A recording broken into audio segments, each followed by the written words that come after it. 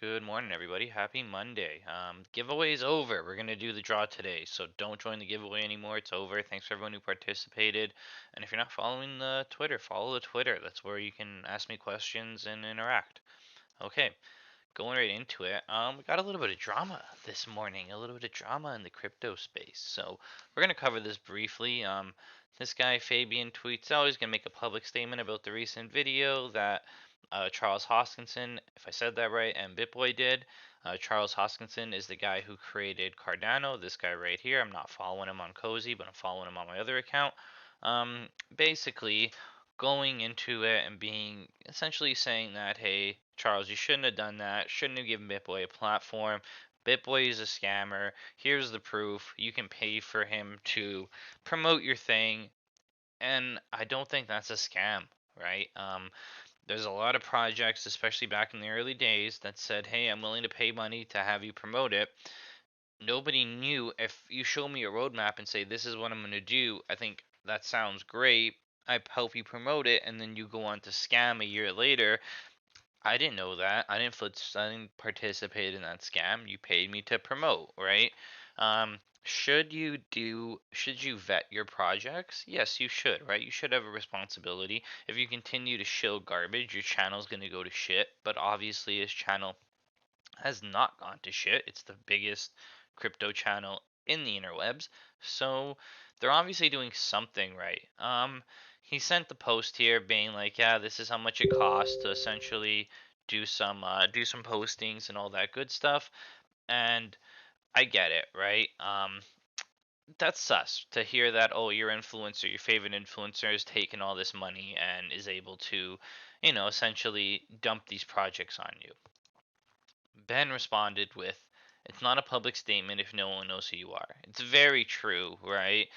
I'm sorry, Fabian. I get you're a part of this Cardano team, and I get you have your opinions, and, proud of you for staying behind your opinions, but no one knows who you are, and I don't think a lot of people care. I think more people care about this because Bitboy tweeted it back out, but at the end of the day, it is what it is, right? Like this is part of it, and this is part of the crypto game. It's the Wild West right now, Fabian. There is no regulations. There are no rules, and until there is, you can't fault people for not playing by rules that don't exist. I'm sorry. Is it dirty and ethical and more? Sure, you can argue all that other good stuff, but is he a scammer? Is anything he done illegal? No, I'd say no. I'd say there's no rules in this space. Therefore, it's up to the individual. He says, I looked at these projects. They looked good. I took the 40 grand and I promoted them. Turns out 6 months later, they were a scam. And the other thing I want to quickly say there is a lot of projects are going to fail. That doesn't mean they're a scam, right? If you're an early NFT project and you're paying 40 grand for Bitboy to tweet out your thing, that's not a good sign, right? Like Bored Ape Yacht Clubs, the big NFTs didn't have to go out and pay promoters, right? So take that with a grain of salt too. If you see these people with all these like perfect example, I'm gonna shit on your favorite project here is Xsticks. I think you see Xsticks reaching out to everyone and being promote this, promote this, promote this. What are you doing? That's a red flag for me, right? But that's just me. You guys do your own research and figure out your own opinions. So it's enough of the drama. The Bank of International Settlements. So this scary guy right here, who literally looks like the Kingpin from Spider-Man. Coming soon, the BIS Annual Economic Report 2022, putting another zero in there, and what do you have? ISO 20022 will outline a future monetary system which serves the public interest, special chapters to the pre-release on June 21st. So we got a big report coming up from these guys that are going to talk about the future monetary system which serves the public interest. I don't know about you, something tells me it's not going to serve the public interest and it's going to serve the central banks, which is fine. We know that's coming. We know the BIS is in support of central bank digital currencies. That's why we picked XRP. And we know that's going to be the ledger to tokenize the internet, to bring the internet of value, the internet of things into fruition. So that's why we're picking that one. Next in, Watcher Guru. And I'm going to point out, I didn't know Watcher Guru had their own website. This is actually very clean. I've always just followed their Twitter, but they have a good website. It's very clean. Didn't know they had this. Never actually clicked on the news things. Always just read their tweets because the tweets were good. But just in, Solano-based protocol Solend has voted to temporarily control the largest whale account to mitigate liquidation risks. For those of you that don't know what that means, they've essentially voted to take control of a user's entire balance. They've basically said, hey, Dom, you got $15 million in Solano. Well, we're facing this crazy bear market liquidation event coming up. We don't trust that you know what you're doing with that position. Does everyone vote to give Kyle control of Dom's wallet so he doesn't crash the entire network? And then everyone voted yes. So they through like this a DAO system that they have, they've taken control of this guy's funds. Could you imagine that? Like we sit here and everyone trashes XRP for being centralized. Oh, Ripple picks the validators. Ripple controls half the supply. Ripple's never brought down the XRP network. Ripple has never said, hey dude, you own too much of the supply, we're going to control your account. That doesn't happen. Yet here we are on Solano. Network has gone down multiple times. The devs pick and choose whether or not they're going to update it and where the updates are going to go. There's no votes for that. And now, and now they're taking full control of a user's wallet, direct control of his funds or her funds. That's criminal. Like that's absolutely criminal. It blows my mind that the community still supports Solano. Like why have we not fully abandoned? If we were really ready to abandon XRP back in the day because it was centralized, this is centralized. It's not even hiding it. It really isn't crypto, yet here it still stands. I don't get it. It's not one that I bought. It's not one that I'm ever going to buy. I bought an NFT on Solano one time, never again. So they're worried that 20 million is going to be liquidated. Despite our efforts, we've been unable to get the whale to reduce their risk. You don't get to do that. He gets to take whatever risk he wants to take. This is decentralized. This is the way freedom works. Um, with the way things are trending, with the whale's unresponsiveness, a clear action must be taken to mitigate risk. Why? Why? You don't get to do that. I think this is actually so gross. And I think a lot of people were just voting yes because they were like, oh shit, we can control this guy's wallet and then it won't dump and then my funds are better. Fine, control his wallet to like, to better me, which again is gross. This is gross. So I don't know how Solano's still a thing. I'm not buying it. I'm never going to be buying it. Even if it goes to the moon, I'm not buying it. Screw that. So another tweet from Watcher Guru. These guys are on fire recently. USDC has flipped Tether a number of daily transactions on the Ethereum network. So we knew that eventually was going to come. USDC is my stablecoin of choice. I'm either using USDC or BUSD. I do try to avoid BUSD because I do think some craziness is going to happen with Binance. So I tend to stick to USDC, but if I'm doing some DeFi stuff and BUSD is an option, I will use BUSD and feel fairly comfortable. Um, so yeah, so the other thing continuing to talk about Tether, is Tether's finally preparing a full audit. And sorry, this is all white and not into dark mode. It's bright as shit for me too. But they're finally working on a full audit to provide more transparency from 12 top level accounting companies. I'll believe it when I see it. I have a feeling it's going to be top level accounting companies, and you're going to hear like Tether audits and like stablecoin audits are us, and like these like silly companies that no one's ever heard of, and then it's going to be like, hey, they audited it. Great. Can we see your data? No, we're like a private audit company. We just tell you everything is good, but we don't show you. It's going to be something like that. I'm not holding my breath. I don't like Tether. I'm not using Tether. I think if you are using Tether, try to mitigate your risk as much as you can. Take some Tether off the table, switch it up to USDC. at the end of the day, you got to do what you feel comfortable with. That's what I'm doing. I think this is risky, so I'm just telling you guys to be safe. Going on now and looking at some on-chain analysis.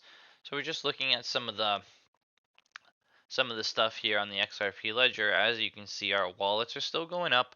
Even though we're in the middle of a bear market, people are still signing on to the XRP network. They're still developing, they're still creating wallets and all that good stuff. Um, when you go to the stats, we got the rich lists, and rich lists are still accumulating, right? We're still going up here. These big guys still on an uptrend. They're not selling. We're still moving up. Everyone's still accumulating XRP. People aren't selling at these levels, right? Even the smaller balances, especially the smaller balances, these guys in the 1,000 to 5,000 are definitely buying. Everyone's buying. It gets a lot smaller when you get up into these guys, but at the overall, everyone is still on an uptrend. We're still going up. Taking a quick peek over at the amendment voting, this was at 62% over the weekend. I guess it went back down, but this is the NFT update. We're keeping an eye on this. We need this to be, actually, we need this one to be at 80% for NFTs to be live.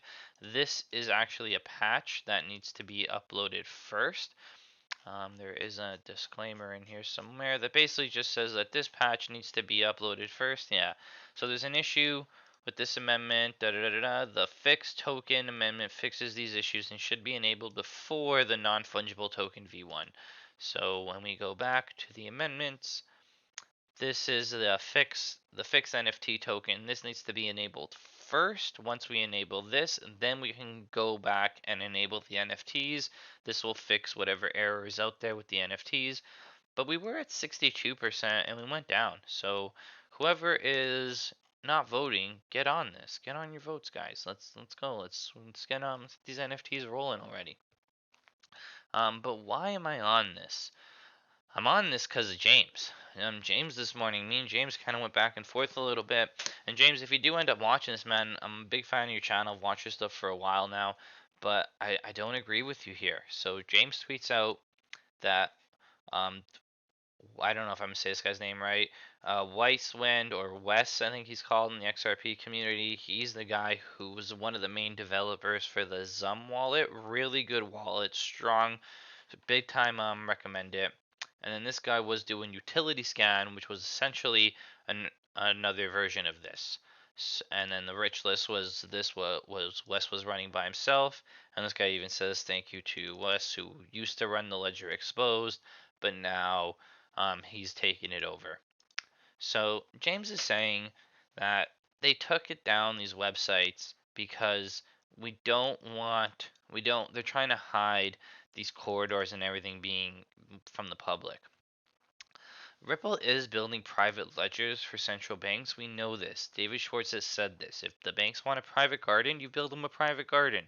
You just build a gate, right? That's his quote. I like it.